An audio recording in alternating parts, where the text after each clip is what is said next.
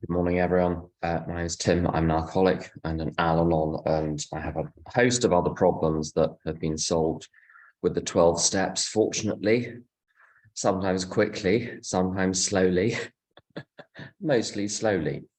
The instigation for these talks came from people in the S fellowships in Australia. And one of the things, I've sponsored a lot of people with problems in the S area. Or S and L, sex and love, which is one letter different than S and M. S and L, just as damaging. And people find, my experience, this is my experience, and it's been the experience of many people I've sponsored, finding achieving abstinence or compliance with bottom lines in the S area extremely difficult. And different fellowships I know have different approaches. So what I'm going to say is not applicable to any particular fellowship, but I'm just going to talk about the general principles.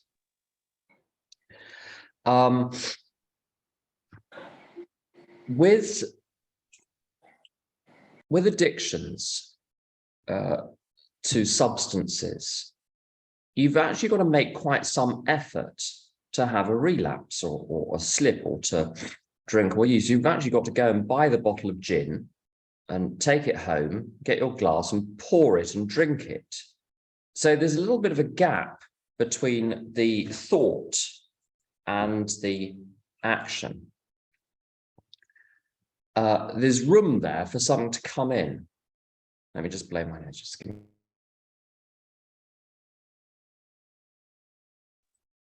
I want to preserve my nose blowing for posterity.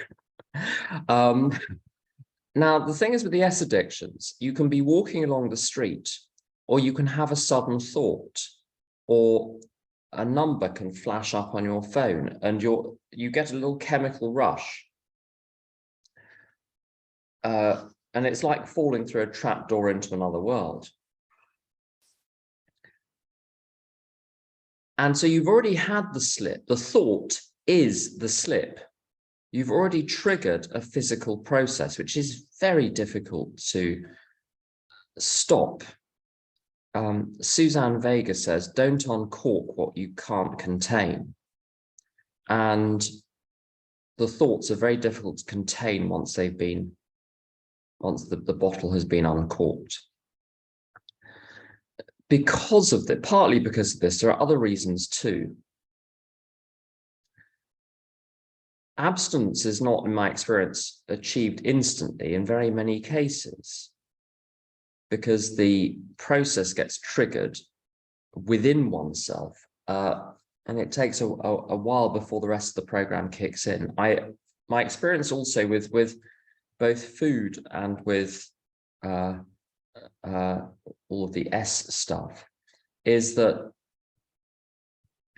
food and sex and love and relationships are part of an ordinary human existence, whereas well, heroin isn't. It's not intrinsic to life. So one's got to skirt those issues, whether it's food or sex or love or whatever. One can't simply stay out of the arena. One has to live in part in the arena. You can't shut yourself away from those things. It's very easy to keep yourself out of the crack dens, as it were. You can keep yourself even out of the alcohol aisle at the supermarket.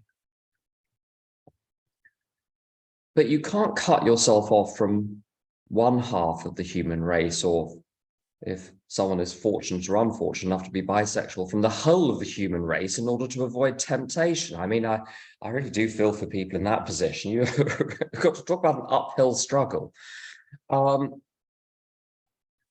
facetiousness aside, it's very difficult. And I see people beating themselves up very badly for failing to comply with their bottom lines.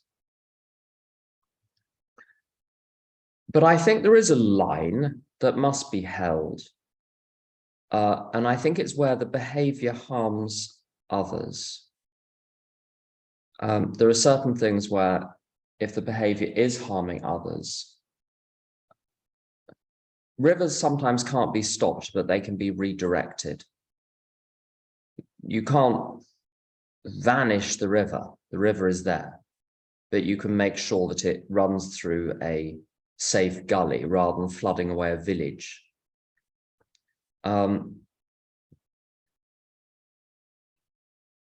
But I'll come to a little bit more about that later. I want to look back at what the purpose of step 2 is in the first place.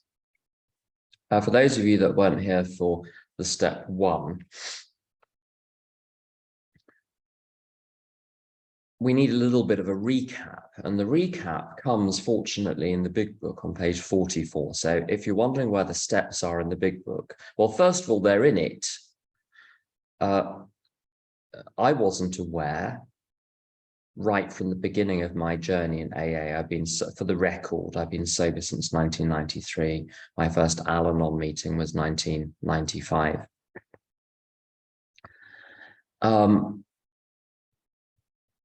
I didn't know that the steps were in the big book.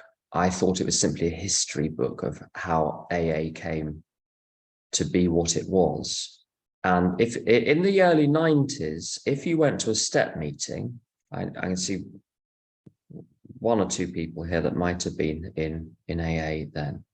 If you went to an AA meeting in the early 90s, it was invariably, in London, without exception, as far as I was aware, a 12 and 12 meeting. You went to a step meeting and they read from the 12 and 12. And the step 4 that was usually done in London then was not out of the big book. It employed elements of the big book, but it was essentially this. It was just a resentment list. And in the 3rd column, it wasn't this affects all of these different 7 areas of self. We had 14 character defects. You picked which of those 14 character defects was applicable in that situation. It was just a resentment list. It wasn't a fear inventory. There wasn't a sex inventory. I understand this is a method from a particular group in California, and that was the standard method that I knew of in London. And there were various other things people did quietly on their own, but that was essentially the method. I did not know that the big book was to be taken as setting out a coherent set of consistent instructions for how to recover. The notion that one could go through the big book and do precisely what it said was not introduced to me until I was about 10 years sober. It was certainly not something I ever heard in meetings. And in fact, when I was 8 years sober, I got into hot water in various ways. I got into trouble, and psychologically, emotionally, spiritually, certainly. And I went to lots of different people. No one suggested the big book, not one person. Mostly it was up your meetings. That's what people say. You need to up your meetings. I thought up yours too. I'm already doing a lot of meetings. It's not doing me any good, Buster. I've been going to your wretched meetings for 8 years, and I'm waking up at 4 o'clock in the morning with panic attacks. Any clue as to when this is supposed to kick in? In any case, to cut a long story short, I discovered that the instructions are in the big book. In Game of Thrones, season 7, episode 5, if I'm not mistaken, there is a character who, the maesters in Game of Thrones are these doctors and medieval scientists, effectively, but chiefly physicians, but they do other things as well. And someone manages to, I won't do a spoiler, someone manages to do something, one trainee maester manages to achieve something medically, which is theoretically possible, but everyone said it's too dangerous, it's impossible, no one should even try and do it. And he does it, and he succeeds in curing someone. And this old maester says to him, many maesters with chains heavy with links of healing have failed to successfully perform this procedure. Yet you, an untrained person, have succeeded. How did you do it? And he said, I read the books and I followed the instructions. And I think that very neatly sums up what the Big Book is capable of. If you do exactly what it says, you'll be fine. It's taking things away from it and adding things to it, which is the absolute disaster. I'll give you an example of that. I will get to step 2, don't worry. But I think some of this is important for background. When we get to step 6 and 7, you're presented with the most appalling proposition: to give up your entire way of life as you've been living it up to that point. Now, this is not a new proposition. This proposition arises in step 3, when we say we're willing to turn our wills and our lives over to the care of God and direction of God, in fact. But it's largely theoretical. We don't know at step 3 fully what we're turning over. We have a general idea that the whole thing is a bit of a circus. But we're still sure that things are other people's fault. And it's our terrible childhoods. And if only we hadn't had these terrible childhoods, then we wouldn't have to treat people so badly today. Now, by the time you get to step 7, with any luck at all, you've been disabused of these false notions. And as an adult, you've learned that you're responsible. I certainly learned I'm responsible for my beliefs, my thinking and my behavior. I'm not responsible for having been given false beliefs on which the thinking and the behavior were based, but it's my responsibility to do something about them. You know, 18 years plus 1 day hasn't given you much time to assess and recast your beliefs, thinking and behavior. But frankly, by the time you're in your late 20s, 30s, 40s, you've had enough time. It's now your responsibility. It's no longer the fault of the people that put it there. If someone posted something through your letterbox when you were 7, and at the age of 35, it was still sitting there festering on the little mat on the inside of the front door, that would not be the fault of the person that posted it through your letterbox. It would be your fault. It's your house, it's your letterbox, it's your mat, it's your carpet. And in step 7, you're presented, step 6 and 7, you're presented with the most appalling idea. Let go of everything you believe, everything you think, and everything you do, and be prepared to live on an entirely new basis. It's rather like joining the French Foreign Legion or signing an employment contract with Goldman Sachs. Your job will no longer, your life will no longer be yours. It now belongs to, well, respectively, God or Goldman Sachs, to name but one of many such financial institutions, no offense to any persons living or dead. And it's a terrible thing, step 7, but a wonderful thing. But it's a very bare proposition. There's no dancing around that. You want to give up your life and have a new one or not. Pick one. Red button to halt the process, green button to proceed with the process. Do you want to press the green button? Fine. Just like in the Matrix, there are 2 pills. You can have one or you can have the other. Probably best not to try both. So step 7 is very simple. But I tell you, you go to a step 7 meeting and people talk at great length about all sorts of exercises they do and special things they've learned. And all of those serve to conceal the basic horror of what is being presented. And it turns it into something else. There are 2 ways not to do a step properly. The first way is not to miss something out. The second way is to add something which is not there, explicitly or by implication. So step 1 is in the Big Book, as are all the other steps. Where is it in the Big Book? It's essentially the contents of the book up to page 44. But those pages contain all sorts of other interesting things as well. So it interlards those step one ideas with promises and stories and a little bit of this, a little bit of that. It's a smorgasbord up to page 44, but the main dish is step one on the smorgasbord. Step one then gets summed up on page 44 as containing two propositions. You're an alcoholic if A or B. We're going to come to the or in a moment. You're an alcoholic if, when you start drinking, you're off to the races. Essentially, that's what it says. Or you try and stop altogether and you fail. If either of those two apply, you're an alcoholic. If you're an alcoholic, you cannot solve this, and you need a power greater than yourself to solve this.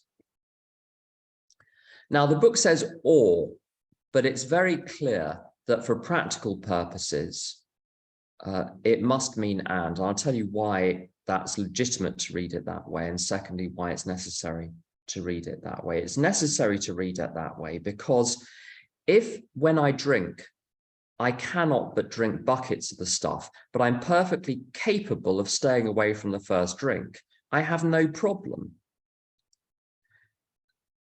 If I'm compelled to drink every day, and I get very grumpy if I don't, yet when I drink, I'm perfectly capable of stopping after one glass, then I don't have a problem. The French side of my family, for a French side of the family I have, most of them have one glass a day. If they don't have the glass, there is all hell to pay, but they don't have more than one glass. They would have great trouble going for the rest of their lives without a glass of wine, but they're not alcoholics. So really, you've got to have both sides of the problem to need AA, to need a power greater than yourself. So why does it say all? All through the book, there is an effort not to make categorical statements. The authors don't make categorical statements, they hedge. So they say, rarely have we seen a person fail who has thoroughly followed our path. And it uses those adverbs all the way through to just soften the statement slightly. If they said, never have we seen a person fail who has thoroughly followed our path, people would queue up to demonstrate exceptions to this and start arguments. Unfortunately, you can't argue with the statement, rarely have we seen a person fail, because if you can present a person who failed, that doesn't invalidate the proposition, because the proposition admits exceptions. So the exceptions are not an argument in favor of anything. And the statement is softened here as well. And there are people where it's questionable with one part or the other of step one, but essentially they're in the right place. It's a broad church, AA. It's not meant to be forbidding. It's not meant to erect very serious hurdles or obstacles for people to sign up to it. So there's the language of hedging. In the same way that we suggest you take these steps, sounds all very polite. It doesn't mean that if you don't take them, you're just as far ahead. It's just a polite offering. But very interestingly, the authors, when they're quoting someone else, they allow the person they're quoting to make categorical statements. So when they quote a doctor at the end of chapter whatever, you will be 100% hopeless without divine help. They don't say that. They allow a doctor they're quoting. I think it was a doctor from Johns Hopkins, if I'm not mistaken. There's a history of the writing of the big book, and it's in there who that doctor probably was. So they do make their beliefs are categorical, but they only allow others, third parties, non-AAs, to make the categorical statements. In the doctor's opinion, it makes lots of categorical statements. So step one, left to my own devices, I will drink. And if I start, I may never stop. And with the S addictions, it's exactly the same thing. There is a set of activities which, if I engage in them at all, I might never stop. So I'm permanently and thoroughly banned from doing certain things, going to certain places, engaging in certain types of activity.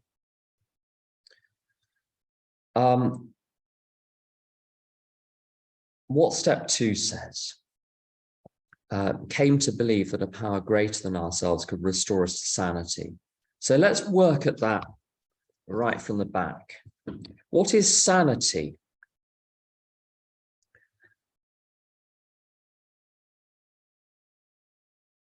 Again, people will give all sorts of interesting interpretations about sanity, which may be true in a general sense, but I'm interested in what the people that wrote the book meant. And so step 2 is in the context of the surrounding steps, the step that comes before and the step that comes afterwards. Now, you'll notice in step 1, if you're paying attention, it says we admitted we were powerless over alcohol, that our lives have become unmanageable. It does not mention insanity there. You get to step 2, which talks about a restoration to sanity. You can only be restored to sanity if you are presently insane. If you're not insane, there is no restoration possible. So step 2 presupposes you've admitted you're insane. You're like, wait a second. I admitted that my life was unmanageable. I did not admit I was insane. How dare you? Unfortunately, step 1 is about insanity. And this is where there's a lot of great confusion about this, about what are the steps. The steps appear to be what is written on page 59 of the big book. Here are the steps we took, which are suggested as a program of recovery. Fine. And then it's 200 words or so. And I've already recited the first step and the second step. Are these the steps? Well, in a manner of speaking, yes. But I think it's in the forward to the 3rd edition. It says the steps, which are a summary of the program. So the steps are really like headlines, or they're like the titles in a recipe book. So on the title page, it may say, page 17, quiche Lorraine. Page 47, Black Forest Gatto. But if you just saw the phrase quiche Lorraine, and you said, right, I'm going to make a quiche Lorraine, what you would make would very likely not resemble a quiche Lorraine. It might have a family resemblance, but it would not be a quiche Lorraine. You need to know what you're doing. Same with the Black Forest Gatto. Even if you've eaten a Black Forest Gatto, I expect most of us have eaten a Black Forest Gatto. If I told you to go into your kitchen and make one, I should think very few of us would be able to do a passing approximation of a Black Forest Gatto. It might be a delicious cake if you're good at cakes, but a Black Forest Gatto, it wouldn't be. And the steps are like that. People will take the step on page 59, and rather than looking at what that's supposed to be a summary of, which is the contents of the book, they make up all sorts of things. I think this is long enough hence that I can say this. 20 years ago, I was in an Al-Anon meeting in a, as they say in the big book, in a Western city. And someone shared very proudly they'd done a step 5 in Al-Anon, and they'd gone to their sponsor, and she said, so the exact nature of my wrongs, I conveyed the exact nature of my wrongs. And the exact nature of my wrongs was all of the wrong things that had ever been done to me. Those are my wrongs, and I confessed those to someone else. Now, if you say, well, we're permitted to understand these steps and interpret them however we want, that will be a legitimate understanding of those words. It's just like in tradition 3, someone that was never an alcoholic and doesn't care for drink, it says, well, I have a desire not to drink, therefore I can join AA. It's a willful misreading of what the intention of tradition 3 is. So with the steps, one must read the step in the context of the whole book. And in step one, it's not just we admitted we were powerless over alcohol, that our lives have become unmanageable. It's the full content of the book up to that point.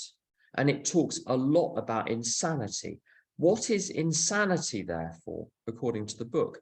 It's, given my history, having a drink is insane. And the simplest example is my poor old friend Paul, who drank again in 1995 and 2023.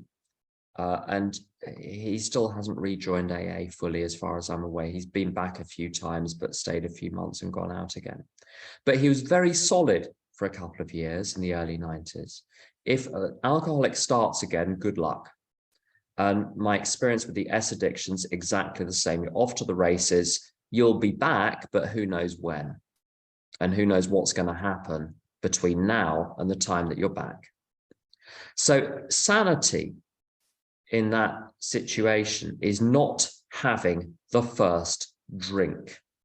Sanity from an S perspective is not engaging in the following activities, because you can't contain what you might uncork. Just a footnote on Al-Anon. What is sanity in Al-Anon? With AA, it's very much an event. You become physically sober, you're separated from alcohol, and hopefully you stay that way. The bad news for all us Al-Anons, it's a little bit more of a process than it is an event.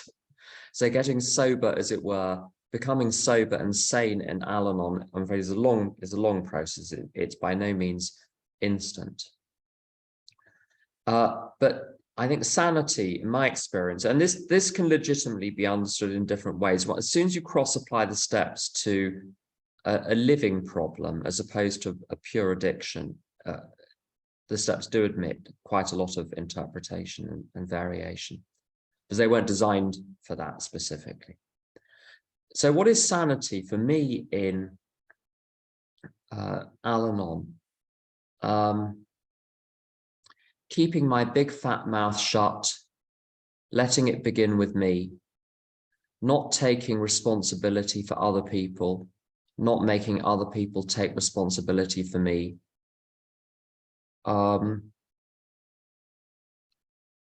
When someone is very unwell, recognizing I cannot fix them and not even trying and not worrying about the fact I cannot fix them.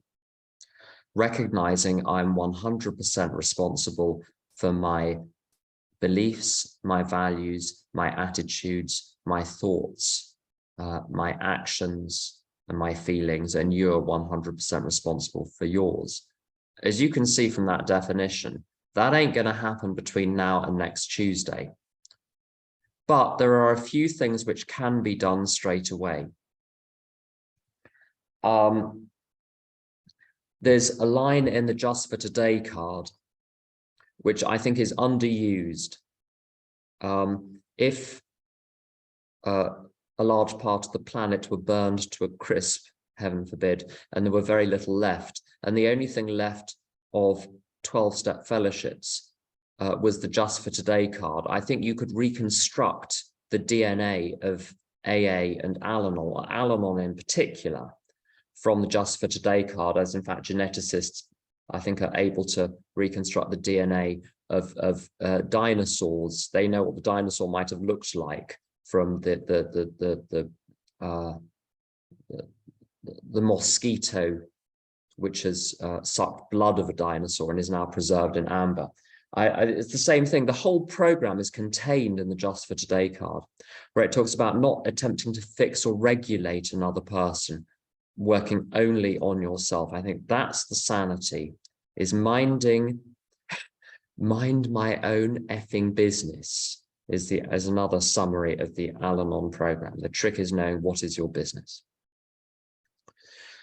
So came to believe that a power greater than ourselves could restore us to sanity. Now we're going to get on to the thorny question of God. Very popular topic. If you want to hear about God in AA, Don't go to an ordinary AA meeting. You won't hear about God there. Everyone's so frightened of frightening the newcomer.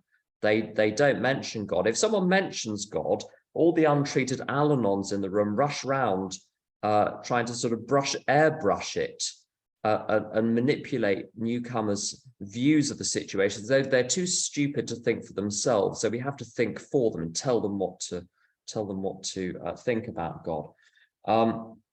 And they discount and discount and discount until everything that's been said about the higher power is now completely out of the window. If you really want to hear about God in AA and hear really intelligent discourse about how to form and build a relationship with the power greater than yourself, go to an atheists and agnostics meeting. They talk about nothing else. It's the only topic. And people often talk very well about God whilst saying they don't believe in God. They do a marvelous job in presenting their belief in God. And I'll tell you why I think that.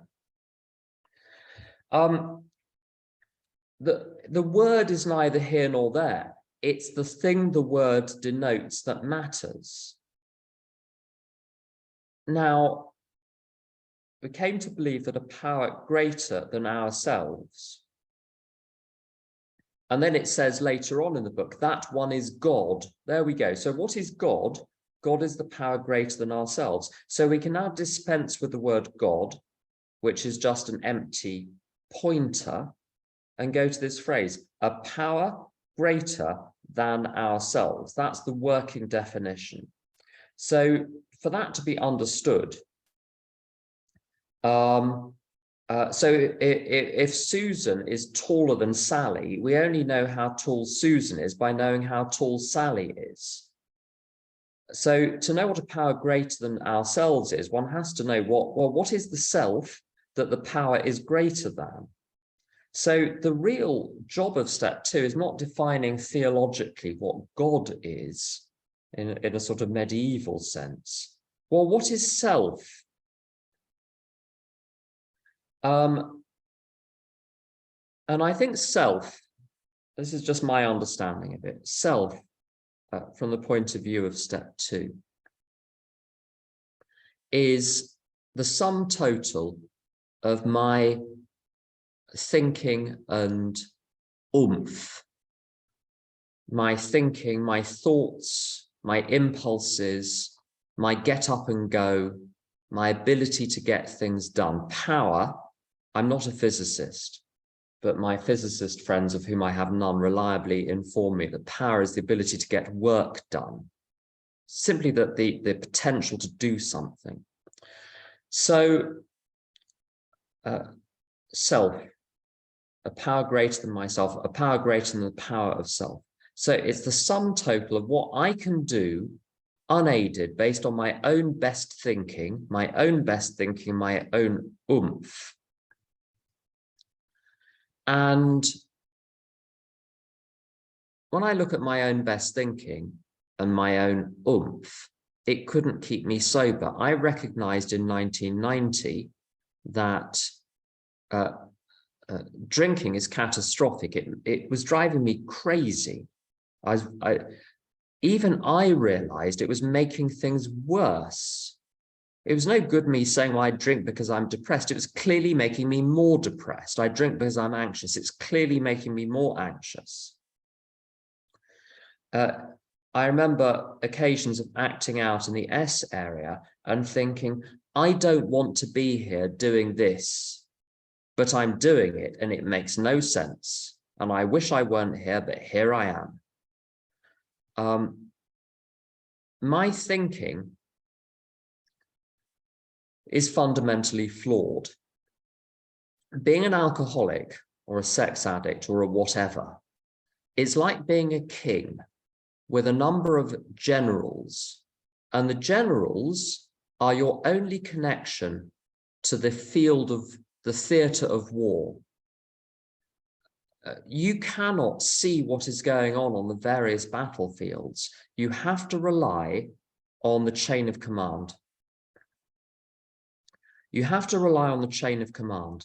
You have to rely on what the generals have to say to you. Your reliance is complete. So I I'm not my own thoughts.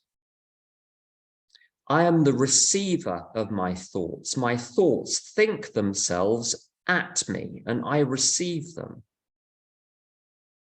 I don't make my own thoughts, they make themselves. My job is then to do something with them, to sort, to classify, to arrange, and then to act on the basis of them. Now let's go back to our king with his famous generals, a dozen generals. Now, the position of the alcoholic is like the position of a king with 12, let's say 12 generals. We like the number 12 in AA. He has 12 generals. On any given day, one of them is lying, but you don't know which. And the one that's lying may suddenly start telling the truth, and one of the other generals may start lying. At any given point, one of the 12 generals is lying, but there is no way of knowing which. In this position, none of the generals can be trusted because any general could be at that point lying, and you don't know what you don't know. And everything the generals say always appears to make full sense. Every first drink I ever had seemed like a rational, reasonable, sensible, understandable thing to do at the time. The same with acting out in the S area. Every action of acting out came with it a set of rationalizations for why this is reasonable and understandable, and it's fine. And this is the terrible predicament. If you're not going to trust your generals, who or what can you trust? Unless you have a substitute, however flawed those generals are, in some, you have to go with them, whatever the consequences, because something must be done. And to be living and breathing on the planet, today something must be done. You can't just sit on a chair and wait to die. You have to live. To live, you have to act. To act, you have to think. To think, you have to be the recipient of thoughts. Yet some of those thoughts will kill me, but I don't know which. The one that will kill me will not have a little label attached to it saying, I am a fatal thought. It will seem like every other ordinary little thought.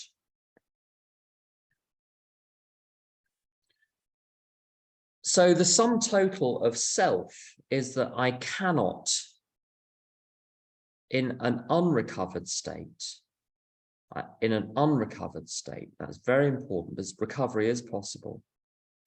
I cannot formulate a way of living and follow it through and stay sober, because at some point the thought of a drink will occur to me and I will drink. And it will seem the most normal thing in the world.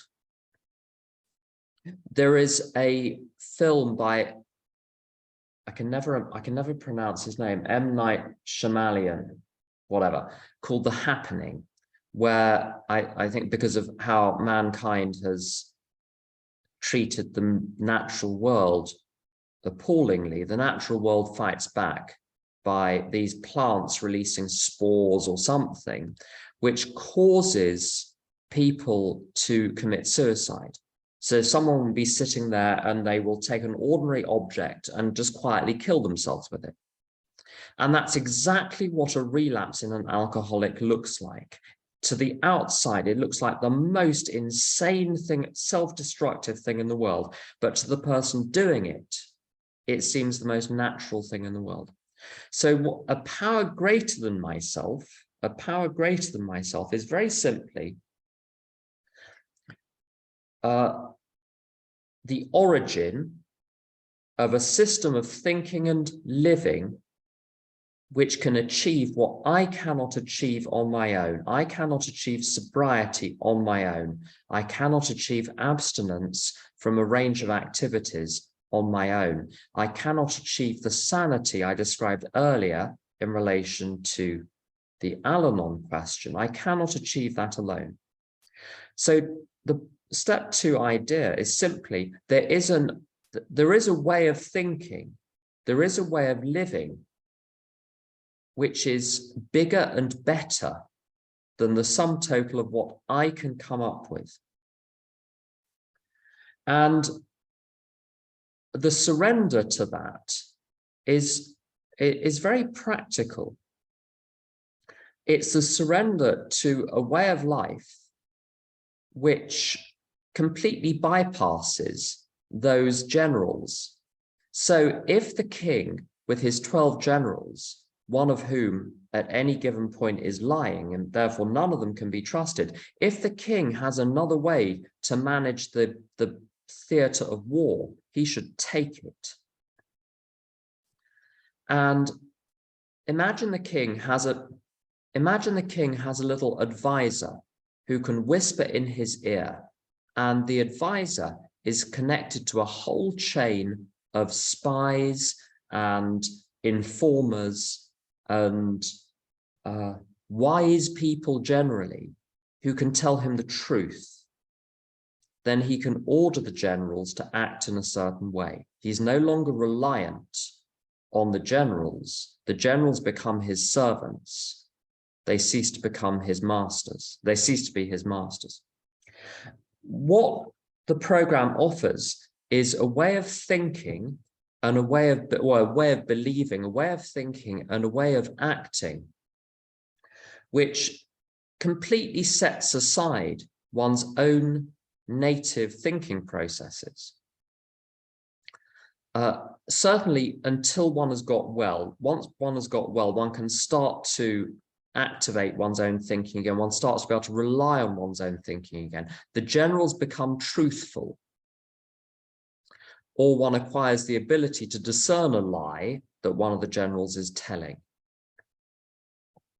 But until then, there is a system which can be substituted for the old way of life. It's very clever, the AA program. I think it's cleverer than any of the individuals who wrote the book. They were great, but they weren't that great. So they weren't as great as is very apparent the book is. On awakening, we ask God to direct our thinking. First thing in the morning, the very fact I'm asking God to direct my thinking contains within it the admission that anything I think before that point or without having said that prayer is not to be trusted. My day starts with an admission, I cannot trust myself. And then with a good sponsor, you'll be directed to come up with a plan for the day, have it run past, in the early days, have it run past someone else. And then your job is simply, you don't need to think after that at all. You just need to do what's on the plan. If you do what's on the plan, you cannot drink because drinking will not be on the plan. Grady O.H., I think my favorite of all AA speakers, Grady O.H. She talks about left to her own devices, she will drink. This is why she needs to turn her will and life over to a power greater than herself, because God isn't thirsty. So God's plan for me will never entail me having a drink. Now, until one has developed a direct relationship with God, AA can provide, as it were, a flat pack life, which requires minimal assembly. It can provide you with a way of proceeding from the moment you wake up in the morning till the moment you go to sleep. Perfectly ordinary things like cleaning your house and brushing your teeth and going to work and having your lunch break and going to a meeting and calling your mother and remembering people's birthdays and taking the dog for a walk and going to the dentist and doing your step work and doing your daily review. So the things people ask you to do in AA, people sometimes say, you know, if my sponsor had asked me to run up and down Oxford Street naked, I would have done it. Well, we don't ask you to do that. If your sponsor does ask you to do that, then get another sponsor. So this flat pack life, this self-assembly flat pack life contains perfectly ordinary things. Sometimes people say AA is a cult. Now, there are so many reasons it isn't, not least of which is the fact it's terribly disorganized and no one is in charge. Cults are very organized and someone is in charge. But also, cults will separate you from your family, whereas AA says, no, go and make amends to your family, show up on Sunday, take your mother for dinner. We don't want your money, give it to your creditors. We do the opposite of what cults do in so many ways. There are meetings which have room for improvement, but that's a different matter. The program is not, I don't believe, cultish in that way, because it seeks to enable reintegration into society, not separation from society. So the sanity is brought about initially through substitution of a system of daily living which works in the place of a system which doesn't. And over time, one reacquires the ability to live, to trust one's own thinking, subject to certain conditions like continued inventory, prayer and meditation, consultation with sensible people who are not emotionally involved in your situation. But let's get back to this proof of the existence of God, because it is proof.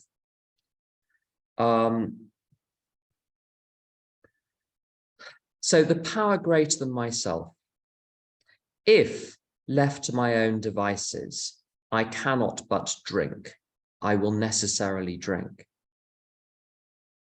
And yet I am sober. Then a power greater than me must be operating in my life. If the power greater than me were not operating in my life, I would be drunk. It occurred to me, I was at an AA meeting in Ifield Road in Fulham in 1993, which had around 120 people in the room. It was one of the so-called Joys of Recovery meetings.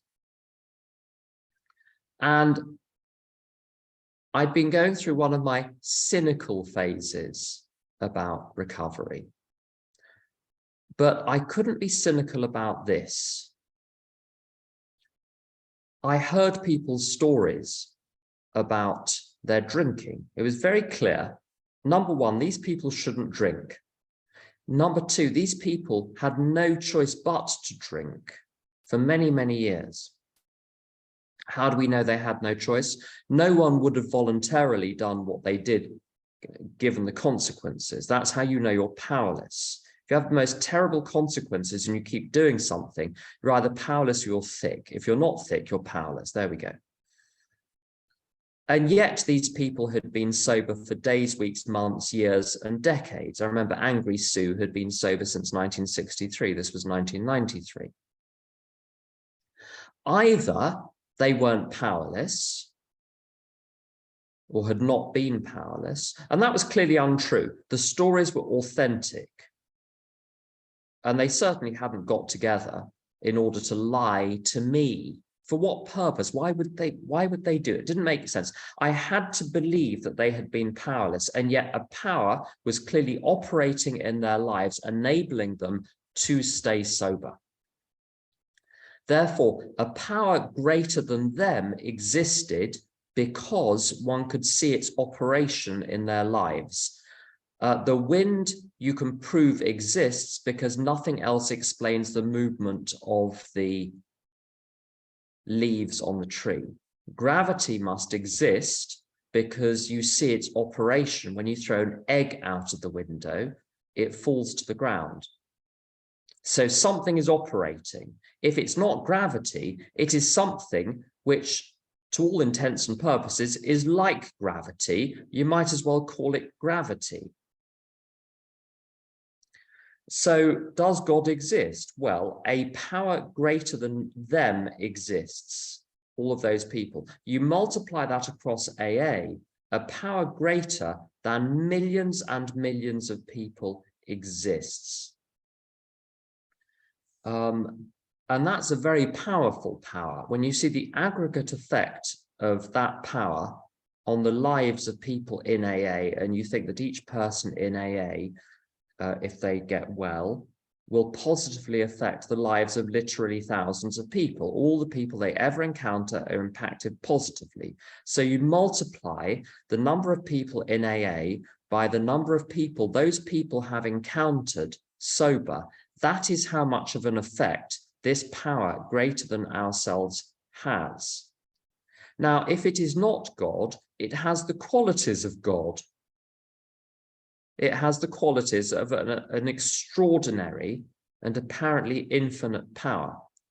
Now, minor points about the creation of the universe and would God be able to create a physical object so heavy he can't lift it are minor theological questions, and one can always do a course in theology, which can be very interesting. I've done one.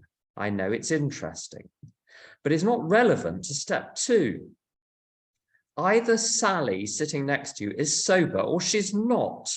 Make up your mind. There is no room for equivocation about this. Either the people in recovery have access to power greater than themselves to stay sober, to stay abstinent, and to thrive, or they have not. One or the other. If they have, a power greater than them exists. We've only so far proved that a power greater than Sally and Susan and Bobby exists. Have I yet proved a power greater than me exists? Well, not quite, but we're almost there. If I look at people I've known in AA who I very much wanted to get sober, but could not get them sober through my own agency, even when they wanted me to. That's where it becomes interesting. Sometimes I've had a friend outside AA who very much wanted me to get him sober, and I wanted to get him sober.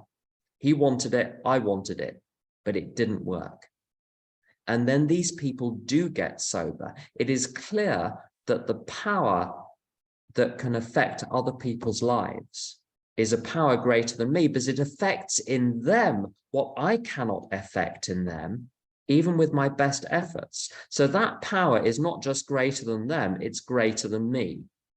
The only remaining question is, will it do for me what it did for them?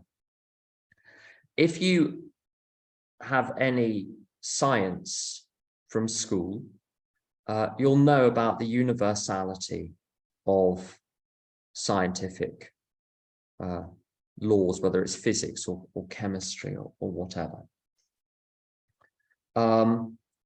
If you pour sulfuric acid on sugar in Belfast and then you pour sulfuric acid on sugar in Zagreb, it will do the same thing. It doesn't matter where it is. This is the point about principle. It is consistent and constant. What's very interesting, one could assert that this power only helps some people and not others. But you look around you in AA and there is no common denominator in terms of identity of the people that are helped. It's not that it's only stupid people. It's not that it's only clever people. It's not that it's only young people. It's not that it's only old people. It appears to help anyone who asks. There is no one has sunk too low. No one has been too discredited, as it says in the big book. So there's clearly a universality to it, which is very important. Because if it's universal, I'm within the circle, I'm not outside the circle. And whatever little piece of your story you think makes you different, if you go to enough meetings, you'll have the wind taken out of your sails, because you'll hear your own story told back to you so many times. You cease to even see it as your story. It's simply something from the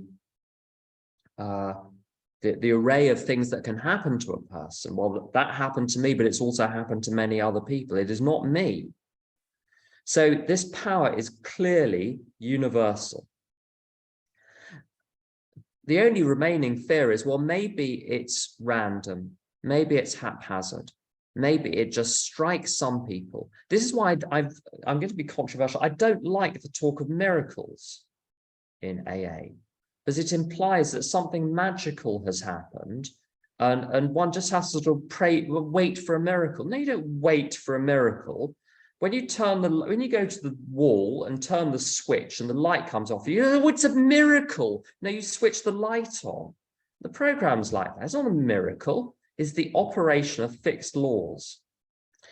If you go to enough meetings, you'll see that although there is some, apparently some people get lucky and they seem to absorb recovery simply by virtue of being in a lot of meetings and talking to a lot of people, you see something systematic going on amidst the apparent chaos, which is the people that systematically take the steps and are diligent and are sincere, they get well and they stay well, provided they continue.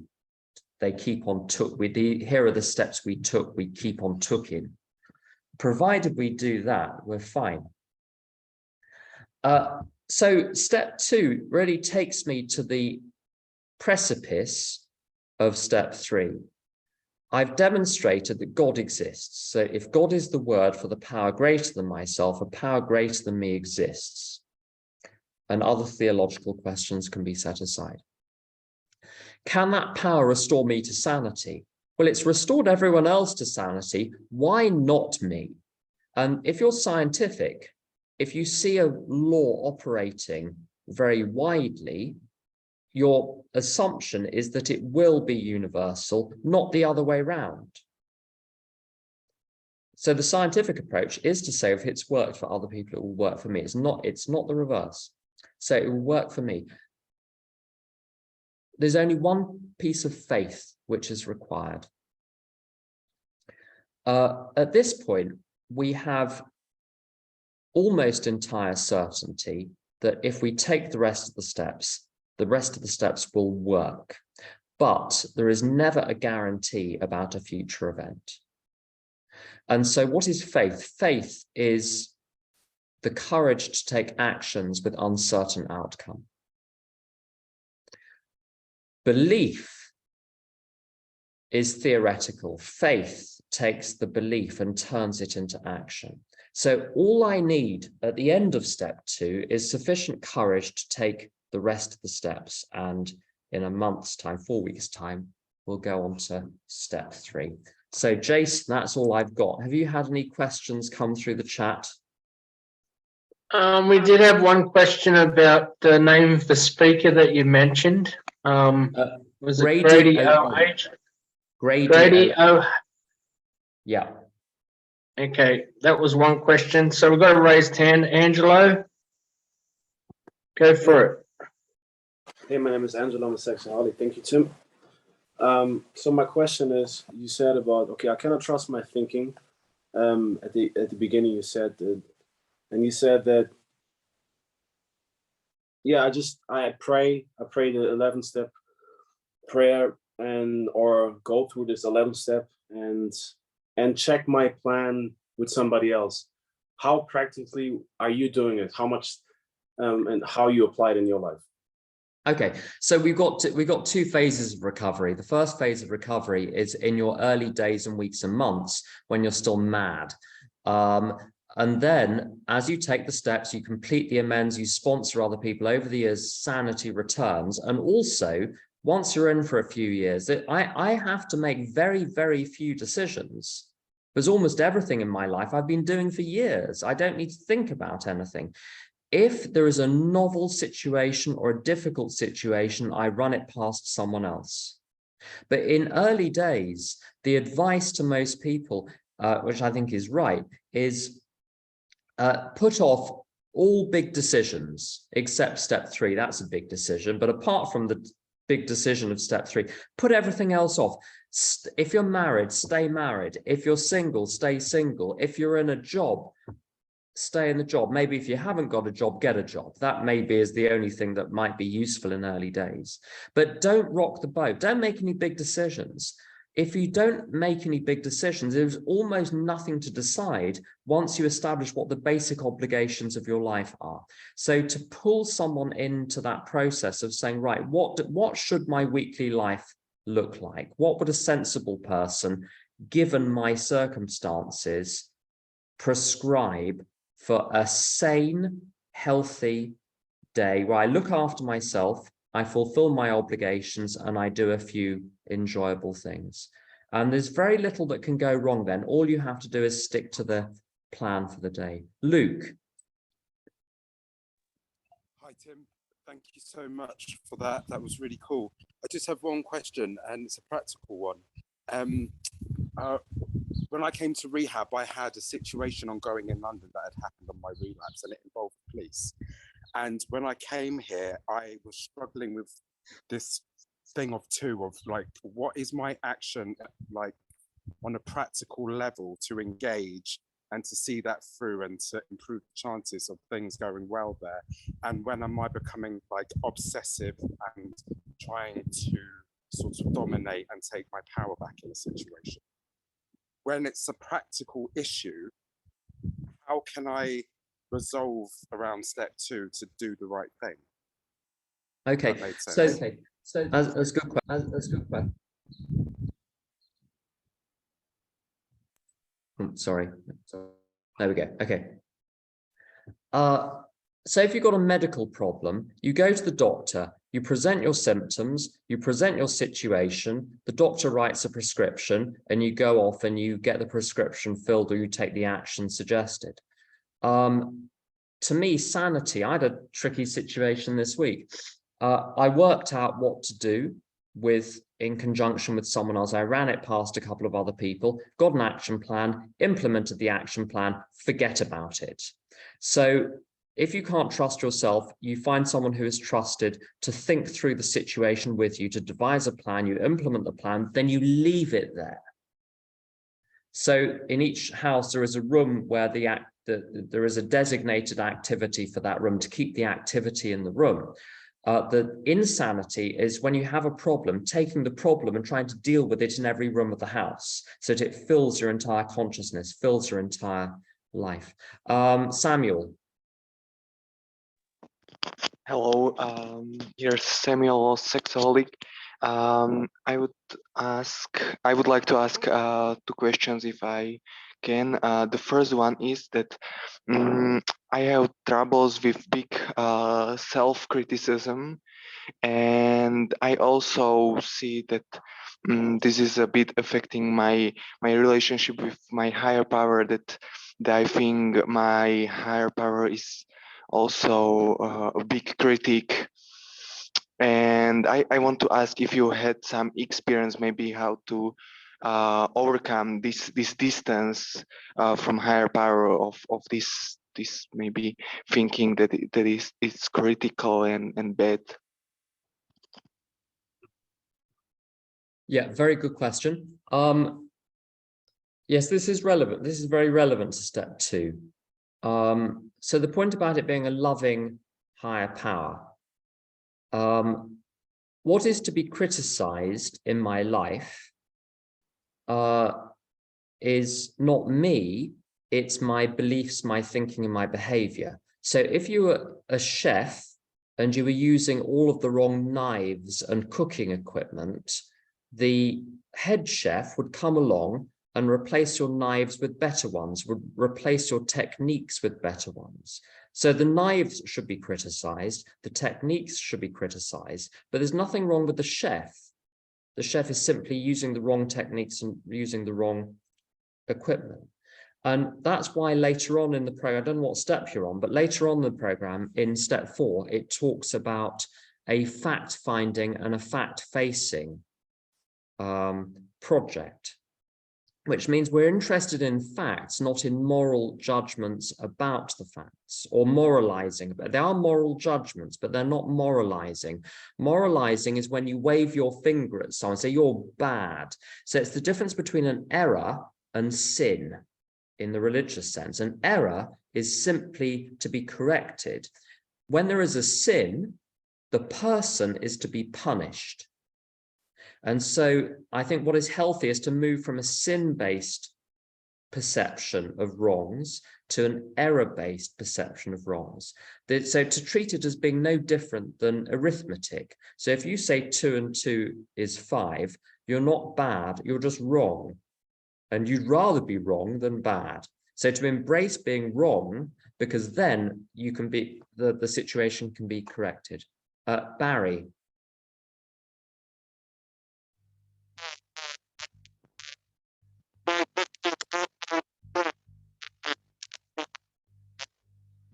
Your audio is pretty bad, Barry. If you turn your video off, it might work better.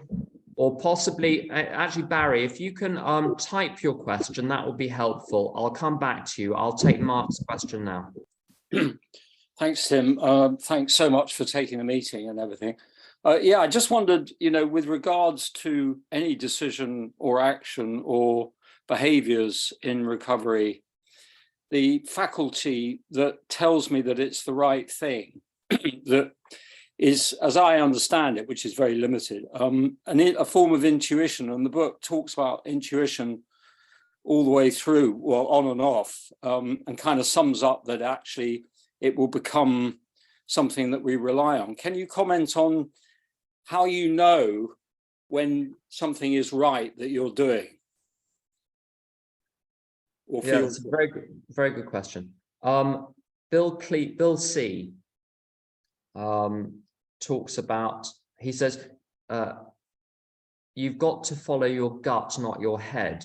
The trouble is, most of the time, your head does an impression of your gut. So you think it's your gut, but it's actually your head. I remember many years ago, Maureen said that the most dangerous thing that people can do in recovery is follow their dreams. So people will often report very powerful emotions or instincts as driving their decisions. In my experience, that's always been an absolute catastrophe. I think what I have gained is a sense of morality about poor behavior on my part. That's pretty reliable. When I behave badly, I know how, because I start to justify it to myself. I've never had to justify eating a salad because I know it's the right thing. But you find yourself justifying eating cakes. Well, I've had a long day, so I need a bit of energy, whatever. So in a negative sense, I think my intuition has got pretty good. In a positive sense, about bright ideas, I'm very, very cautious about those. And what I find is when I've had a bright idea to make a big change in my life, I run through the decision systematically, and then I leave it and come back, and a week later, a month later, I put it in my diary, come back to this question. Almost invariably, a month later, I realize it's a terrible idea. I was trying to make an external change to address a temporary internal situation. So I'm extremely cautious about the over-reliance on intuition when it comes to positive plans. Other people may have completely different views on that. I haven't really, the first time I've been asked that question in a long time, so that might not be a representative answer. Jason. Yeah, this is a question from Barry, sent me the message. My question is, how do you work practice step 2 on a daily basis? And then I've got my Good. So yes, I don't need to practice step 2 on a daily basis. Is the very simple, and well, that makes life a lot easier. Again, I don't practice step 3 on a daily basis. Because I have taken step 3, which is decision. What I do is follow through the step 3 on a daily basis by practicing. If I'm in steps 4 through 9, taking daily action to practice 4 through 9, and having a life built on steps 10, 11, and 12, pages 84 to 88 of the big book. So there's a difference between the decision in 3 and the follow through. So you can decide in step 3, or maybe in life, you can decide to go on a trip. You don't need to remake that decision every day of the trip because you're now on the trip. You just have to follow through with the trip. So it makes life a lot easier just to practice the steps which are there, not to feel that one has to practice every step every day. And Jason, did you say you had a question as well? Yeah, I do have a question, Tim. My question's about thinking. It's I've had a huge problem with it. A lot of people I talk to in fellowship have huge problems with thinking. Yeah, the question is like, there's two questions. How dangerous do you think thinking is, and how do you deal with thinking? It's a big topic. With thinking, I don't really recommend it. I think it's very overrated. I was in a meeting. Sometimes people talk about over-intellectualizing the program. What they often then go on to describe is not intellectual at all. It's just mind babble. So just because you're thinking doesn't mean you're really doing anything. In A Course in Miracles, it's very interesting. It says you're not thinking at all. It's just white noise. There is a real layer of thinking behind that you can't get to because your head is just full of white noise. But to answer the second question, actually a couple of points. There's a writer called Charlotte Yoko Beck, who was an American Zen writer who's very, very good. And she talks about the difference between technical thinking and all other thinking. Technical thinking is where you're frying an egg or planning a trip, and you need to systematically think some practical things in order to get the thing done. And that's fine. And she said everything else is a load of rubbish, really. You're just making stories up. None of it is real. The second important thing about thinking is over the course of the day, I was talking to someone earlier about this, over the course of the day, you have maybe 30,000 thoughts or 50,000 thoughts, certainly very many thoughts. And none of those thoughts are either true or false, because each thought is true only in a context. They're like jigsaw puzzle pieces. Each jigsaw puzzle piece, if you had a 10,000 piece jigsaw puzzle, there is no picture on any one piece. The picture neither tells a story nor fails to tell a story. You have to put the pieces together to tell the story. I think that the mind, certainly my mind, is like a jigsaw puzzle where I have all of my jigsaw puzzle pieces, then I have lots of pieces of other people's jigsaw puzzles. And things which aren't even jigsaw puzzle pieces are thrown in there, which look like jigsaw puzzle pieces. My job is to assemble a jigsaw out of the correct pieces and in the correct order. I'm not responsible for the thoughts that come into my mind, so I need never feel guilty about strange thoughts. And this is the case for me as someone with problems in the S area, things happened in my childhood that shouldn't have happened. Let's just leave it at that. Things happened to me that shouldn't have happened.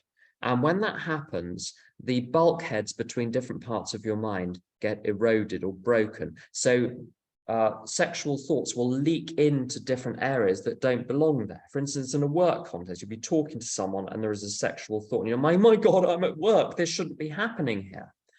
And this doesn't happen to me anymore. It used to happen to me a lot, that all the different areas of my life would bleed into each other.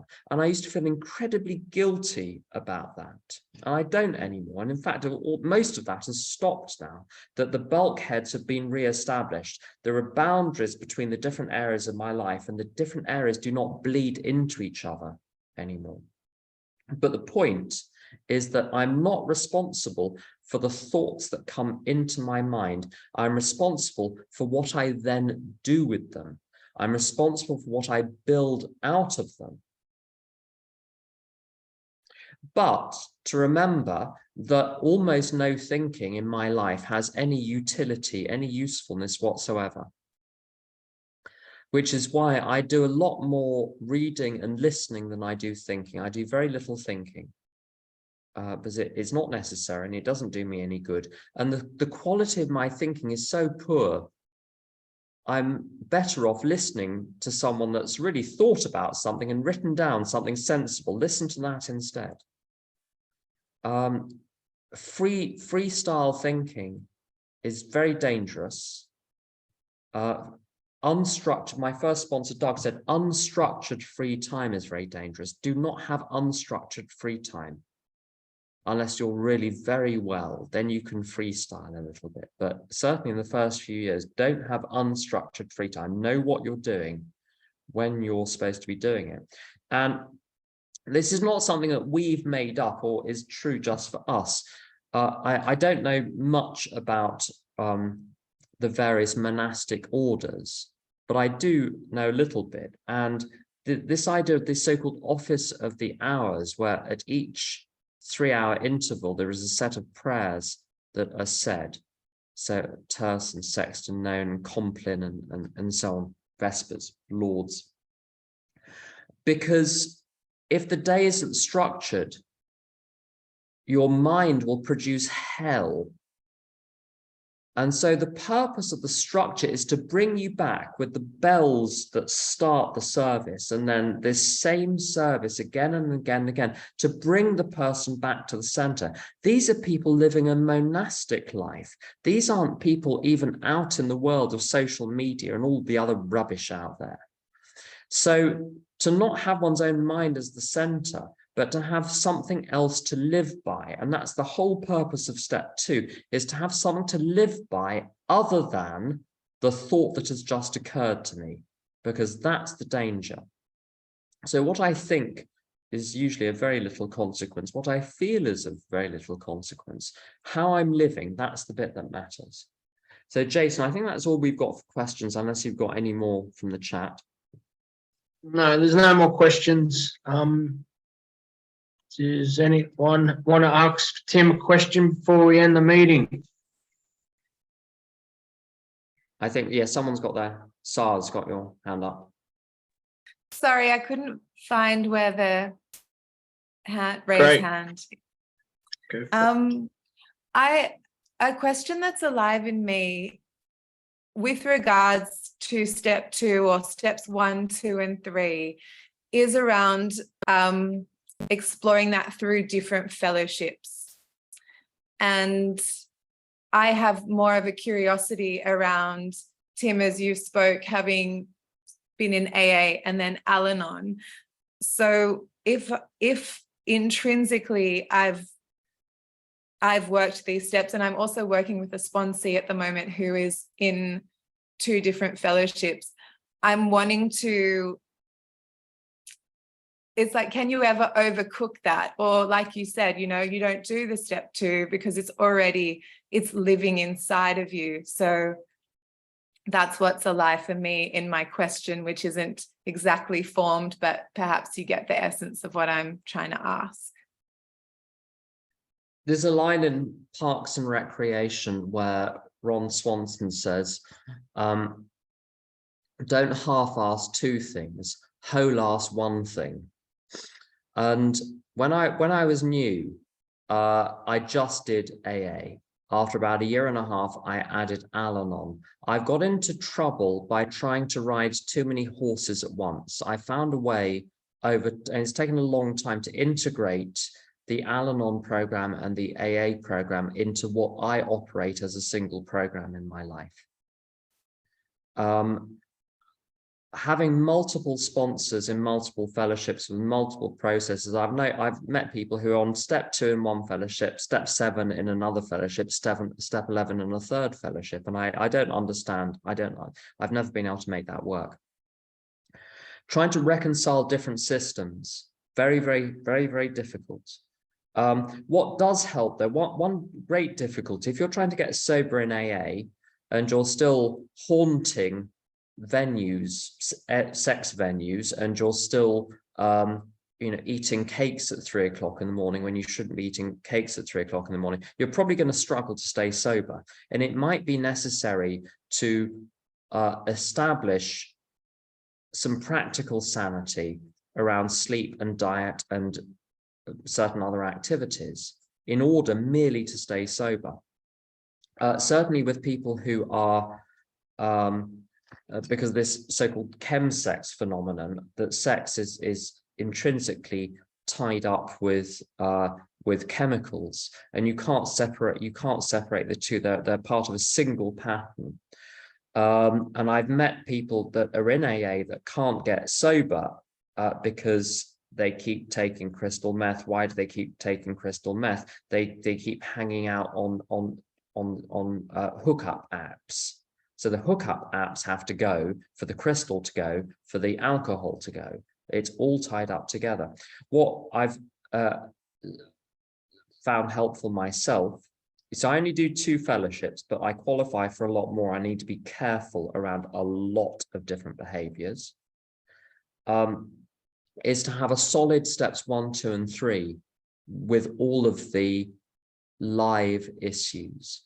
And so I've got sponsees in AA who have AA as their main thing, or even have Al-Anon as their main thing, but have a food problem as well. And I've got sponsees in Al-Anon, in OA rather, who've got this rotating cycle where they go through the first 3 steps to help people who are in other fellowships, but need to get in place a 1, 2, and 3 around food and a food plan and some accountability and so on. Because I know a lot of people in OA, so unless you do OA, you know, unless you're just doing OA, unless you make OA the main thing, I can't help you. And I understand that. So a little bit of compromise is necessary sometimes, rather than saying, well, I shall just ignore the food, I shall ignore the sex, I shall ignore the other stuff for years. I'm just going to deal with the alcohol right now. That may not work if those other things are causing you to kick off with the alcohol as well. Once you've lit the touch paper, all of the haystacks are next to each other, so they all go up in flames. So, but that's a system which I've seen work a lot, where people have one main fellowship, but maybe visit some of the others, do steps 1, 2, and 3 in the others, and have people to be accountable to in the others. And that can keep the other addictions tamped down for long enough for them to get well in the primary fellowship where they feel most at home. Now, you said you were unsure about what the question was. I hope the unsure answer has addressed the unsure question. Thank you. Yes. Great, very good. So I think we're done there, Jason. Okay, great. Well, thanks, Tim. Thanks so much for speaking for us today. Tim will be running step 3 workshop in about a month's time. There'll be plenty of updates in WhatsApp groups and stuff. So I've also posted the link to our WhatsApp group, also the 7th tradition. If you can't use the PayPal link, it's good practice to contribute to your local fellowship. Tim, did you want to post your blog or anything this time, maybe next time? Or well, if let me just post a little link with some just a moment. Yeah, so what I've posted is a little link to my contact details, which has got the blog. It's got some meetings on there, which is some very good links to some good meetings, and my contact details as well. So if people need to contact me for any reason or want other materials, then save that link and then you can access anything you need. yeah, awesome. Thanks, Tim. So yeah, if anyone wants to reach out to Tim, please do so by the link. Yeah, we'll just wrap it up there. Do you want to finish up with the serenity prayer or something like that? Or? Well, I think Mark, do you want to say something? Yeah, I just wondered, Jason, what kind of contribution would cover everything, you know, with the PayPal? Like £5, you know, that. Yeah, kind of... we take £5 in Australia. Thank you very much. That'll do. Thank you. Thank you. So thank you everyone for being here. So if you'd like to help me close with the serenity prayer. God. God. Serenity. Certain things I cannot change. Courage to change things I can. And the wisdom to know the difference.